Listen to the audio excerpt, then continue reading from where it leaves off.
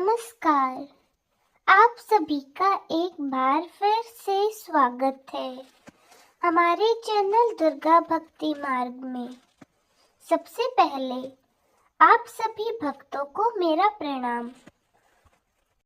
आज हम श्री दुर्गा सप्तशती के द्वितीय और तृतीय अध्याय का पाठ और कथा सुनेंगे।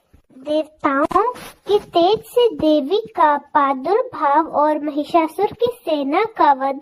महर्षि मेधा बोले, प्राचीन काल में देवताओं और असुरों में पूरे 100 वर्ष तक घोर युद्ध हुआ था। उसमें असुरों का स्वामी महिषासुर था और देवराज इंद्र देवताओं के नायक थे। इस युद्ध में देवताओं की सेना परास्त हो गई और इस प्रकार संपूर्ण देवताओं को जीत महिषासुर इंद्र बन बैठा। युद्ध के पश्चात हारे हुए देवता प्रजापति श्री ब्रह्मा जी को साथ लेकर उस स्थान पर पहुँचे जहाँ की भगवान शंकर विराजमान थे। देवताओं ने अपनी हार का सारा वृत्तांत भगवान श्री हरि विष्णु और शंकर जी से कह सुनाया।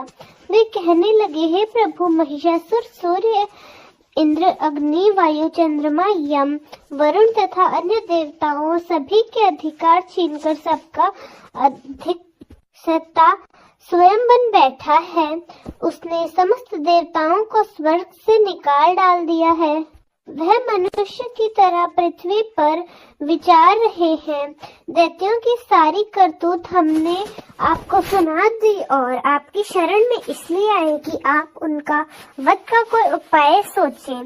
देवताओं की बातें सुनकर भगवान श्री विष्णु और शंकर जी को उन दैत्यों पर बड़ा गुस्सा आया। उनकी बहु तन गई और आंखें लाल हो गई। गुस्से में भरे हुए भगवान विष्णु के मुख से बड़ा भारी तेज निकला और उसी प्रकार का तेज भगवान शंकर, ब्रह्मा और इंद्र आदि दूसरे देवताओं के मुख से प्रकट हुआ। फिर वे सारा तेज में मिल गए और तेज का पुंज है ऐसे दिखाता जैसे कि ज्वलमान पर्वत हो।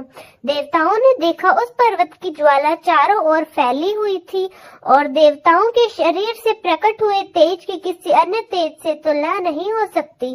एक स्थान पर इकट्ठा होने पर वह तेज एक देवी के रूप में परिवर्तित हुआ और अपने प्रकाश से तीनों लोकों में व्याप्त जान पड़ा। भगवान शंकर का तेज था, उससे देवी का मुख प्रकट हुआ। यमराज के तेज से उनके सर के बाल बने। श्री भगवान विष्णु के तेज से उनकी भुजाएं बनी। चंद्रमा के तेज से दोनों स्तन और इंद्र के तेज से कंधा और पिंडली तथा पृथ्वी के तेज से नितंब भाग बना। ब्रह्मा जी के तेज से दोनों चरण और सूर्य के तेज से उनकी उंगलियां पैदा हुई। वसु के तेज से हाथों की उंगलियां और कुबेर के तेज से नासिका बनी। प्रजापति के तेज से उनके दांत और अग्नि के तेज से उनके नेत्र बने। संध्या के तेज से उनके भौं और वायु के तेज से उनके कान प्रकट हुए। इस प्रकार उस देवी का प्रादुर्भाव हुआ था। महिषासुर से पराजित देवता उस देवी को देखकर अत्यंत प्रसन्न हुए। भगवान शंकर ने अपने त्रिशूल में से एक त्रिशूल निकालकर उन देवी को दिया और भगवान विष्णु ने अपने चक्र में से एक चक्र निकालकर देवी को दिया। वरुण ने देवी को शंख भेंट में दिया। अग्नि ने उन्हें शक्ति दी। वायु ने उन्हें धनुष बाण दिए। सहस्त्र नेत्रों वाले श्री देवराज ने उन्हें अपना वज्र से उत्पन्न एक और वज्र दिया और ऐरावत हाथी का एक घंटा उतारकर देवी को भेंट किया। यमराज ने उन्हें कालदंड में से एक दंड दिया। वरुण ने उन्हें पाश दिया। प्रजापति ने स्फटिक की माला दी और ब्रह्मा जी ने उन्हें कमंडल दिया। सूर्य ने देवी को समस्त रोमों में अपनी किरणों का तेज दिया। काल ने उसे चमकती हुई ढाल और तलवार दी तथा उज्जवल हार और दिव्य वस्त्र उन्हें भेंट किए। इस प्रकार ही उन्हें दिव्य चूड़ामणि दी। कुंडल, कंडल, उज्जवल अर्धचंद्र बाहों के लिए, बाजू बंद चरणों के लिए, नूपुर गले के लिए, सुंदर हंसली और अंगुलों के लिए रत्न से बनी हुई अंगूठियां दी। विश्वकर्मा ने उन्हें फरसा दिया और उनके साथ ही कई प्रकार के अस्त्र और अभेद कवच दे दिए। इसके अलावा उसने कभी न कुम लेने वाले सुंदर कमलों की मालाएं भेंट की, समुद्र ने सुंदर कमल का फूल भेंट किया, हिमालय ने सवारी के लिए सिंह और तरह तरह के रत्न देवी को भेंट किए, यक्ष राज कुबेर ने मधु से भरा हुआ पात्र, शेषनाग ने उन्हें बहुमूल्य मणियों से वशीभूत नागहार भेंट किया। इस तरह दूसरे देवी देवताओं ने भी उन्हें आभूषण और अस्त्र देकर उनका सम्मान किया। इसके बाद देवी ने उच्च स्वर से गर्जना की। इस भयंकर नाद से आकाश गूंज उठा। देवी का वह उच्च स्वर से किया हुआ सिंहनाद समा नहीं सका। आकाश उसे छोटा प्रतीत होने लगा। उससे बड़े जोर की प्रतिध्वनि हुई, जिससे समस्त विश्व में हलचल मच गई और समुद्र कांप उठा। पृथ्वी डोलने लगी, सब के सब पर्वत हिलने लगे। देवताओं ने उस समय प्रसन्न होकर सिंह वाहिनी जगत माता की देवी तुम्हारी जय हो। इसके साथ ही महर्षियों ने भक्ति भाव से विनम्र होकर उनकी स्तुति की। संपूर्ण त्रिलोकी को शोकमग्न देखकर दैत्य गण अपनी सेनाओं को साथ लेकर और हथियार आदि सजाकर उठ खड़े हुए। महिषासुर के क्रोध की तो कोई सीमा नहीं थी। उसने क्रोध में भरकर कहा, यह क्या उत्पात है, और फिर वह अपनी सेना के साथ उस ओर दौड़ा जिस ओर से वह भयंकर नाद का शब्द सुनाई पड़ा था। और आगे पहुंचकर जब उन्होंने देवी को देखा, अपनी प्रभा से तीनों लोकों को प्रकाशित कर रही थी। उनके चरणों के बाहर से पृथ्वी दबाई जा रही थी। माथे के मुकुट से आकाश में एक रेखा सी बन रही थी और उनके धनुष की टंका से सभी लोग छुप हो रहे थे। देवी अपनी सहस्त्र भुजाओं को संपूर्ण दिशाओं में फैलाई खड़ी थी। इसके पश्चात दोनों दैत्यों के साथ युद्ध छिड़ गया और कई बार के अस्त्र शस्त्रों से सभी दिशाएं उद्धाव की सेना का सेनापति चिर नामक एक महान असुर था। वह आगे बढ़कर देवी के साथ युद्ध करने लगा और दूसरे दैत्यों की चतुरंगी सेना के साथ लेकर चामर भी लड़ने लगा। 6000 महारथियों को साथ लेकर उग्रसेन आकर युद्ध करने लगा। महाहनु नामक असुर 1 करोड़ रथ निवेदम 1 करोड़ रथ सहित लड़ने को तैयार था। इन सब के अलावा भी हजारों असुर हाथी और घोड़े के साथ लेकर जाने को तैयार थे। इन सब के पश्चात महिषासुर करोड़ों रथों, हथियारों और घोड़ों सहित वहां आकर देवी के साथ लड़ने लगा। सभी असुर तोमर, बिंदी, पाल, शक्ति, मूसल, खड़ंग, फिरसों, पट्टियों के साथ रणभूमि में देवी के साथ युद्ध करने लगे।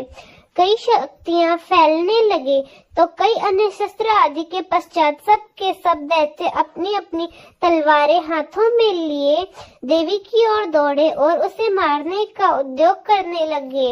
मगर देवी ने क्रोध में भरकर खेल ही खेल में उन सब के अस्त्र शस्त्रों को काट डाला। इसके बाद ऋषि और देवताओं ने स्तुति प्रारंभ कर दी और वे देवी स्तुति से प्रसन्न होकर असुरों के शरीर पर अस्त्र शस्त्र की वर्षा करने लगी। देवी का वाहन भी क्रोध में भरकर दैत्य सेना के इस प्रकार विचर करने लगा जैसे कि दावानल फैल रहा हो। युद्ध करती हुई देवी ने क्रोध में भरकर जिसमें श्वास को छोड़ा, वह तुरंत ही सैकड़ों हजारों गणों के रूप में परिवर्तित हो गए। फिर से भी पाल, खगट्ठा, पट्टिक इत्यादि अस्त्रों के साथ दैत्यों के साथ युद्ध करने लगी। देवी की शक्ति से बढ़े हुए वह गण दैत्यों का नाश करते हुए ढोल, शंख और मृदल आदि बजा रहे। फिर देवी ने त्रिशूल, गदा, शक्ति, खटक इत्यादि से सहस्त्र असुरों को मार डाला। कितनों को घंटों की भयंकर आवाज से ही हम पहुंचा दिया। कितने ही असुरों को अपने पास में बांधकर पृथ्वी पर धर घसीटा। कितनों को अपनी तलवार के टुकड़े टुकड़े कर दिए और कितनों को गदा की चोट से धरती पर सुला दिया। कई दैत्य मूसल की मार से घायल होकर रक्त वमन करने लगे और कई शूल से छाती फट जाने के कारण पृथ्वी पर लौट गए। कितनों को तो बाण वर्षा से मरना पड़ा, कितनों को बाण वर्षा से कमर ही टूट गई। देवताओं को पीड़ा देने वाले दैत्य कट कट कर मरने लगे। कितनों की ही बाहों को देवी ने काट दिया, कितनों की ग्रीवा कट गई, कितनों के सिर कट कर दूर भूमि पर लुढ़क गए, कितनों के शरीर बीच से कट गए और कितनों की जंघई कट गई और वे पृथ्वी पर गिर पड़े। कितने ही सिरों व पैरों के कटने पर भी भूमि से उठ खड़े हुए, शस्त्र हाथ में लेकर देवी से लड़ने लगे। कई दैत्यगण भूमि में बांझों की दवनी के साथ नाच रहे थे। कई असुर जिनके सर कट चुके थे, बिना सर के धड़ से हाथ में शस्त्र लिए हुए लड़ रहे थे। दैत्य रह रहकर ठकरो ठकरो कहते हुए देवी को युद्ध के लिए ललकार रहे थे। जहाँ पर घोर संग्राम हुआ वहाँ की भूमि रथ, घोड़े आदि और असुरों की लाशों से भर गई और असुर सेना के बीच में रक्तपाल होने के कारण वहाँ रुद्र की नदियां बह रही थी। इस तरह देवी ने असुरों की विशाल सेना को क्षण भर में ही इस तरह नष्ट कर डाला जैसे कि वे मिट्टी के कण हों। काष्ठ के बड़े समूह को अग्नि नष्ट कर डालती है और देवी का सिंह भी गर्दन के बालों को हिलाता हुआ बड़ा शब्द करता हुआ असुरों के शरीर के सामने उनको बाणों को ढूंढ रहा हो। वहां देवी के गणों ने सब दैत्यों के साथ युद्ध किया तो देवताओं ने प्रसन्न होकर आकाश से उन पर पुष्प वर्षा की। श्री दुर्गा सप्तशती, तीसरा अध्याय। सेनापतियों सहित महिषासुर का वध। महर्षि मेधा ने कहा, महिषासुर की सेना नष्ट होती देखकर उस सेना का सेनापति चीर क्रोध में भरकर देवी के साथ युद्ध करने के लिए आगे बढ़ा। वह देवी पर इस प्रकार बाणों की वर्षा करने लगा मानो सुमेरों पर्वत पानी की धार बरसा रहा हो। इस प्रकार देवी ने अपने बाणों से उन बाणों को काट डाला तथा उनके घोड़ों और सारथियों को भी मार दिया। साथ ही उनके धनुष और उनकी अत्यंत ऊंची ध्वजा को भी काटकर नीचे गिरा दिया। उनका धनुष कट जाने के पश्चात उनके शरीर के अंगों को भी अपने बाणों से बींध दिया। धनुष, घोड़ों और सारथी के कट जाने पर, नष्ट हो जाने पर वह असुर दल और तलवार लेकर देवी की तरफ आया। उसने अपनी त्रिशण धार वाली तलवार से देवी के सिंह के मस्तक पर प्रहार किया। बड़े वेग से देवी के बाई भुजा पर वार किया, किंतु देवी की बाई भुजा को छूते ही उस दैत्य की तलवार टूट गई, उसके दो टुकड़े हो गए। इससे दैत्य ने क्रोध में भरकर अपशूल के हाथ में ले लिए और उस भद्रकाली देवी की ओर फेंका।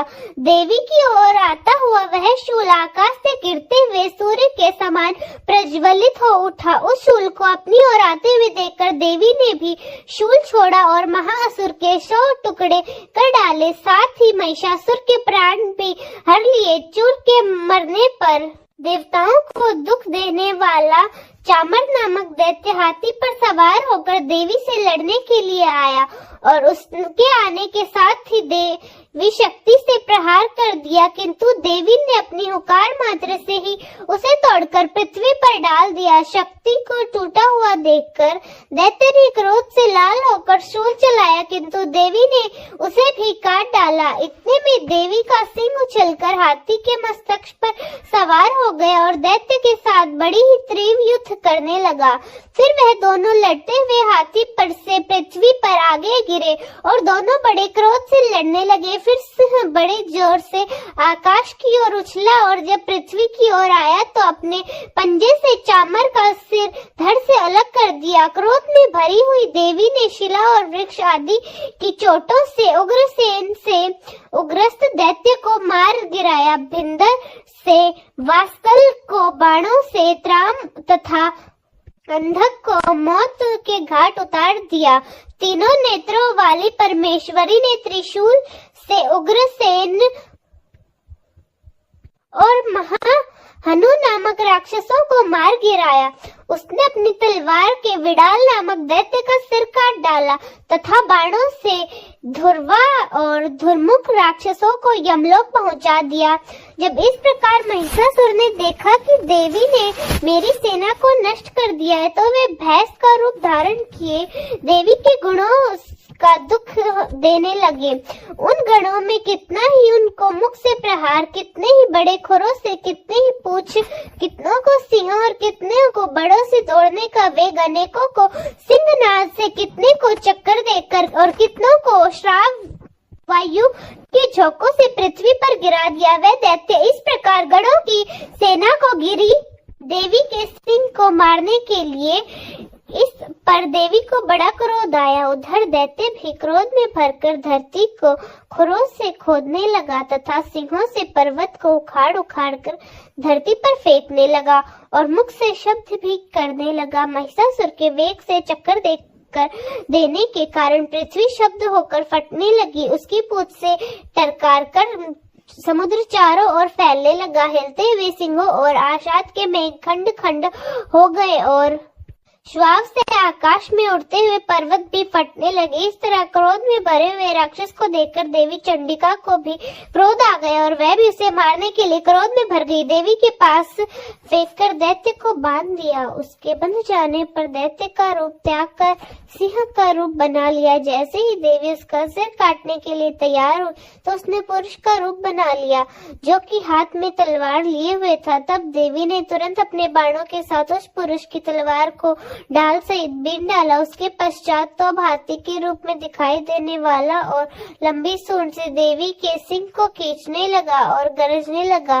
देवी ने अपनी तलवार से उसकी सूंड भी काट डाली। तब उस राक्षस ने एक बार फिर से भैंसे का रूप धारण कर लिया और पहले की तरह चर जीवों सहित समस्त त्रिलोकी को व्याकुल करने लगा।